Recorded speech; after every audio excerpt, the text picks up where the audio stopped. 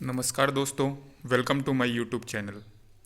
दोस्तों, DPU guide part 1 में हमने देखा था कि हमारा डीपीयू क्या होता है, डीपीयू वर्क कैसे करता है, डीपीयू के फंक्शंस एंड फीचर्स को भी हमने समझा था। अगर आपने वो वीडियो अभी तक नहीं देखा है तो पहले आप उस वीडियो को देख लीजिए। मैं उसका लिंक अपने डिस्क्रिप्शन बॉक्स में दे दूँगा ताकि आपकी अंडरस्टैंडिंग और क्लियर हो सके। तो दोस्तों, बढ़ते हैं हम अपने नेक्स्ट टॉपिक की ओर, जिसमें हम समझेंगे कि डीपीयू फ्रंट पैनल फीचर्स क्या होते हैं। डीपीयू में जो सबसे पहला फीचर आता है फ्रंट पैनल में, आपको सबसे टॉप पे उसके एक 16 पोजीशन रोटरी स्विच मिलता है, जिससे आप यह पता लगा सकते हैं कि आपका डीपीयू का स्टेट क्या है। फ्रेंड्स, अगर आपका डीपीयू ज़ीरो स्टेट में पड़ा हुआ है तो इसका मतलब ये है कि वह ऑनलाइन ऑपरेशन तो कर रहा है, पर आप उसमें कुछ भी चेंजेस नहीं कर पाओगे। जैसे कि आपको अगर कॉन्फ़िगरेशन या कुछ भी मॉडिफिकेशन करना है और आपका डीपीयू अगर ज़ीरो स्टेट में है तो वो आपको करने नहीं देगा। अगर आपका डीपीयू या रोटरी स्विच वन स्टेट में पड़ा हुआ है तो यह ऑफलाइन ऑपरेशन को दर्शाता है। अगर आपका डीपीयू ए स्टेट में पड़ा है तो ए स्टेट में डायग्नोस्टिक मोड या रिजर्व मोड कहते हैं, जिसे कस्टमर यूज़ के लिए नहीं होता है। अगर आप रोटरी स्विच को बी मोड में कर देते हो और उसे रीसेट कर देते हो तो आपका डाटाबेस कॉम्पैक्ट फ्लैश मेमोरी से क्लियर हो जाएगा। सी मोड जो होता है वो नेटवर्क फ्लैश मोड होता है। इसमें आप डीपीयू का आईपी एड्रेस चेंज कर सकते हो, आप कॉन्फ़िगरेशन डाउनलोड कर सकते हो। अगर आपको सॉफ्टवेयर डाउनलोड करना है तो भी सी मोड से आप कर सकते हैं। नेक्स्ट जो मोड है वो ई मोड है। इसे भी आप नेटवर्क फ्लैश मोड समझ सकते हैं। इसमें आप डीपीयू के जो सॉफ्टवेयर्स होते हैं उसे डाउनलोड कर सकते हैं। हमारा जो लास्ट मोड है वो एफ मोड होता है, जो कि एक नॉर्मल ऑपरेटिंग मोड होता है और यह ऑनलाइन मोड होता है और इसमें आप डाटाबेस चेंजेस भी कर सकते हैं।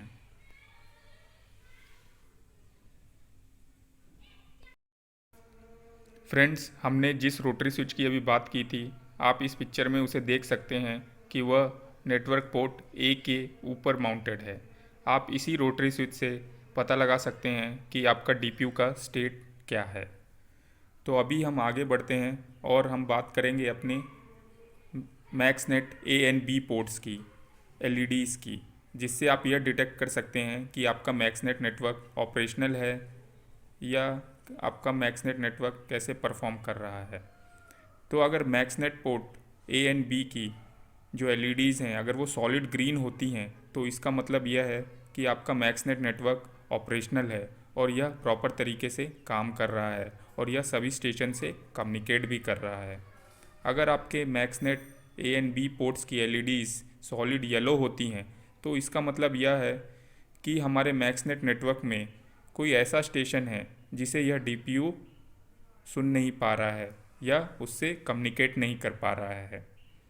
और एट लास्ट, अगर मैक्सनेट पोर्ट्स की एलईडीज़ ब्लिंकिंग येलो होती हैं तो इसका मतलब यह है कि हमारा मैक्सनेट नेटवर्क फेलियर हो चुका है और यह डीपीयू किसी से भी कम्युनिकेट नहीं कर पा रहा है। फ्रेंड्स, हमारा फ्रंट पैनल फीचर्स में डीपीयू का जो सेकंड फीचर है वो है backup port with backup LED.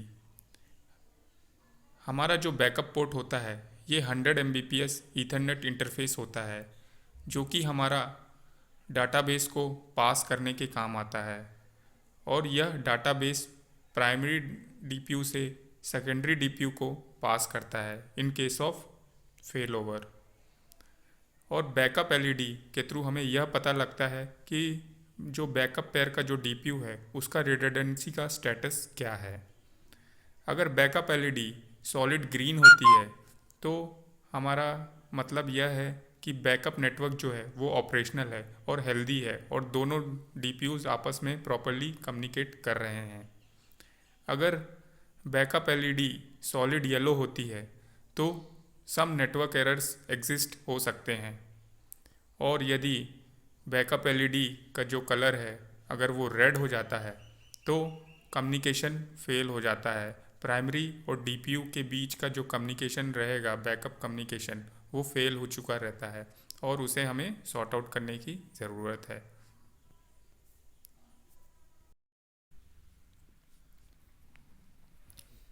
हमारा जो तीसरा फीचर है वो है IOM स्टेटस एलईडी का।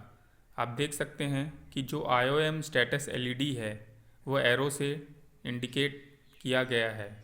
IOM स्टेटस एलईडी हमें यह बताती है कि हमारा IOM प्रोसेसर का स्टेटस और हेल्दीनेस कैसा है। अगर IOM एलईडी सॉलिड ग्रीन होती है तो हमारा IOM प्रोसेसर सभी मॉडल्स को स्कैन कर रहा होता है और यह ऑपरेशनल होता है। सॉलिड येलो इसके लिए अप्लीकेबल नहीं है, और अगर IOM स्टेटस का एलईडी का सॉलिड रेड होता है तो हम समझ सकते हैं कि हमारा IOM स्टॉप हो चुका है और इसे रीसेट करने की ज़रूरत है। अगर रीसेट करने से IOM ऑपरेशनल हो जाता है तो वेल एंड गुड, नहीं तो हमें अपने IOM प्रोसेसर को चेंज करना पड़ेगा।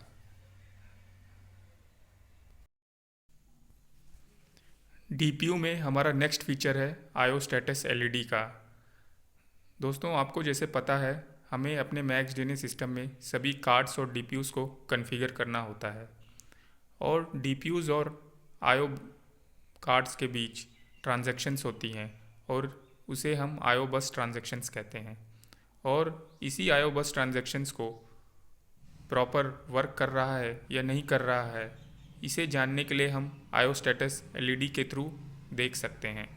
IO स्टेटस एलईडी का कलर यदि सॉलिड ग्रीन होता है तो हमारे जितने भी कॉन्फ़िगर्ड कार्ड्स हैं वो प्रॉपरली वर्क कर रहे होते हैं, और यदि इसका कलर सॉलिड येलो हो जाता है तो हमारे कुछ कार्ड्स ऐसे होंगे जो वर्क अच्छे से नहीं कर रहे होते हैं और इसे हमें रेक्टिफाई करने की ज़रूरत होती है। और यदि हमारे IO स्टेटस एलईडी का कलर सॉलिड रेड हो जाता है तो हमारा पूरा कम्युनिकेशन ब्रेक हो जाता है और हमारे कोई भी IO कार्ड्स वर्क नहीं कर रहे होते हैं, और ये सीवियर प्रॉब्लम है और इसे हमें रेक्टिफाई करने की ज़रूरत पड़ती है। डीपीयू में हमारा नेक्स्ट फीचर है CP स्टेटस एलईडी का। CP स्टेटस एलईडी के थ्रू हम यह पता लगा सकते हैं कि हमारा कंट्रोल प्रोसेसर हेल्दी है या फेल हो चुका है। अगर इस स्टेटस एलईडी का कलर ब्लिंकिंग येलो और ग्रीन होता है तो इसे हम हेल्दी हार्ट बीट मान सकते हैं, और इसे मान सकते हैं कि हमारा कंट्रोल प्रोसेसर प्रॉपरली वर्क कर रहा है और यह बिल्कुल सेफ है। अगर इस एलईडी का कलर सॉलिड ग्रीन हो जाता है तो यह इंडिकेट करता है कि हमारा कंट्रोल प्रोसेसर फेल हो चुका है या हमारा डीपीयू फेल हो चुका होता है और इसे हमें रिप्लेस करने की ज़रूरत है। और यदि इसका कलर सॉलिड येलो हो जाता है और यह लेस देन 20 सेकेंड्स के लिए परसिस्ट कर रहा होता है तो हमारा जो डीपीयू है या जो प्रोसेसर है वो डेटाबेस को लोड कर रहा होता है या सेव कर रहा होता है।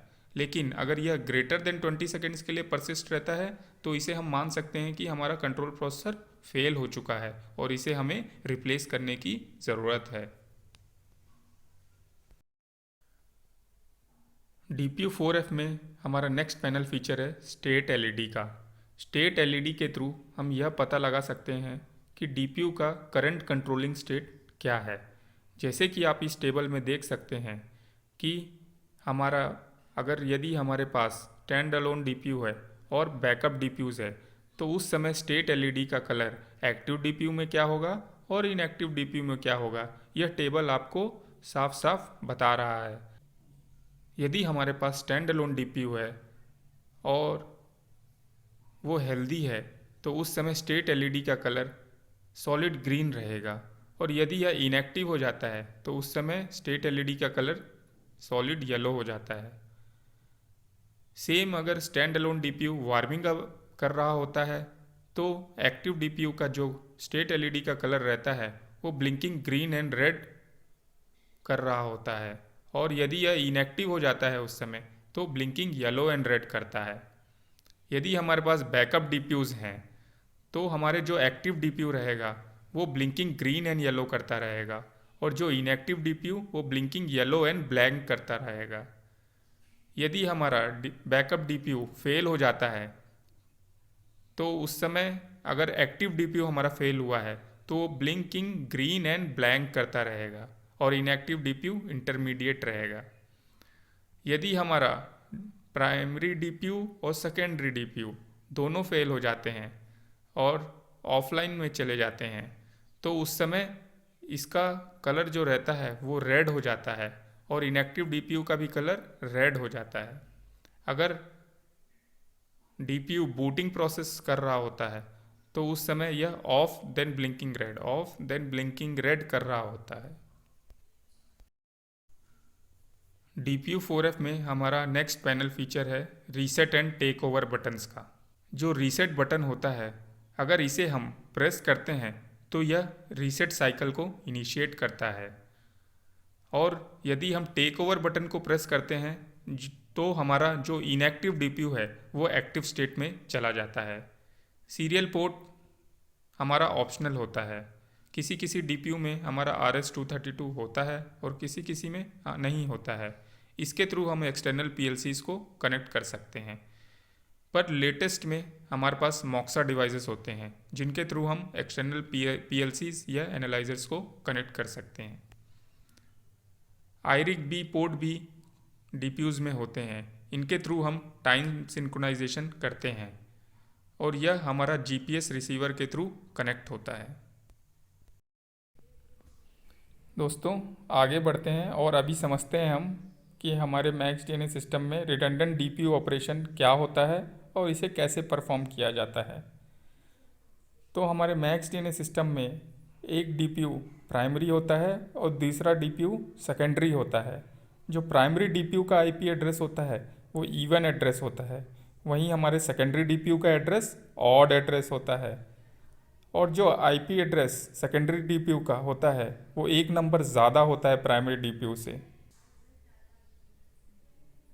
हमारे जो प्राइमरी DPU और सेकेंडरी DPU के बीच का जो बैकअप कनेक्शन रहता है वो 100 Mbps ईथरनेट इंटरफेस के थ्रू प्रोवाइड किया जाता है, और यह एक Cat5 ईथरनेट केबल होता है जिससे हमारे दोनों DPUs कनेक्ट होते हैं। फेल ओवर के समय यदि हमारा प्राइमरी DPU एक्टिव स्टेट में है और secondary DPU hot stand by state में है और एक्टिव DPU फेल हो जाता है तो हमारा स्विच ओवर सेकेंडरी DPU में हो जाएगा और सेकेंडरी DPU हमारा एक्टिव हो जाएगा। और यदि हमारा सेकेंडरी DPU एक्टिव स्टेट में है और प्राइमरी हॉट स्टैंड बाई में है तो हमारा प्राइमरी DPU एक्टिव स्टेट में आ जाएगा। ये ऑटोमेटिक चेंज ओवर हो जाता है। हम इसे मैनुअल चेंज ओवर भी कर सकते हैं। इन केस आपका ऑटोमेटिक चेंज ओवर नहीं होता है तो आप मैनुअली किसी भी DPU को चेंज ओवर कर सकते हैं। मैनुअल टेक ओवर बटन आपको उसमें प्रेस करना रहता है, और टेक ओवर बटन जब आप प्रेस करते हैं किसी भी DPU का तो वो DPU एक्टिव स्टेट में आ जाता है। फ्रेंड्स आगे बढ़ते हैं और देखते हैं मैक्स DNA सिस्टम में DPU कितने टाइप्स के होते हैं। अगर हम इन्हें लोकेशन के हिसाब से कैटेगराइज करते हैं तो हमारे पास दो तरह के DPUs होते हैं, real DPUs and virtual DPUs। जो रियल DPUs होते हैं वो फिज़िकली पैनल के इनसाइड रहते हैं, उन्हें हम टच कर सकते हैं और उन्हें हम फील कर सकते हैं। लेकिन जो वर्चुअल DPUs होते हैं वो मैक स्टेशन के अंदर रिसाइड करते हैं, उन्हें हमें क्रिएट करना होता है और उन्हें हमें कॉन्फ़िगर करना होता है, और उन्हें हम टच नहीं कर सकते हैं, ना ही उन्हें हम फील कर सकते हैं। फ्रेंड्स आज के लिए बस इतना ही। आशा करता हूँ आपको मेरा ये वीडियो पसंद आया होगा। यदि आपने मेरे वीडियो को अभी तक सब्सक्राइब नहीं किया है तो नीचे सब्सक्राइब का बटन दबा के आप मेरे वीडियो को सब्सक्राइब कर सकते हैं, और नीचे बेल आइकन का बटन आप ज़रूर प्रेस करिए ताकि मेरे लेटेस्ट वीडियो आप तक पहुँच सके। Thank you and thanks for watching my video.